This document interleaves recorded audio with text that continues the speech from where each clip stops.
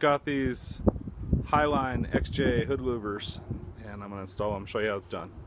So I laid it down, threw some masking tape down, traced out all the lines, and there's a bunch of these little tiny holes, hard to see in this light, that bolt holes will go through.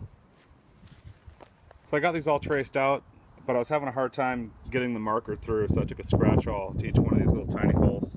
Really hard to see in this light, but they're for the little studs that come down through the louvers. Mark those out, as I need the first time. It says in the instructions to remove the hood, set it on a work area. I'm going to skip that step. Just going to get after it with the little angle grinder, the cutoff wheel. Starting to look pretty good. I'm going to do all the long ones and then do the corners. I might just leave the corners like this. Actually, as far as I can tell, it's not going to matter if I leave the little circular cutouts, so I'm just going to cut them straight. Got all the holes cut out. It's kind of a shame. Perfectly good hood, but I'll get rid of some of that heat. I had one of those under the hood felt insulating liners, so just cut it out with a razor knife. You can see that in there now. This thing is going to run a heck of a lot cooler.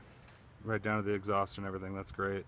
Where I pulled off the template, I was having a hard time seeing the scratch marks from the scratch awl, so just started going through with the automatic center punch. It really leaves a good mark in there. I'm just going to go through and drill out all these holes. Just got to be careful for stuff like the radiator hose, other things under there. So I've got the louver most of the way bolted on the passenger side here, and I came into a problem. This cross member that comes across the hood here, little raised area where it's double, I can't get to the nut underneath there. There's a hole through the hood and then that second hole there, so I'm just going to take a stepper bit on a drill and just wallow that hole out large enough, just large enough to fit a socket and a nut through there.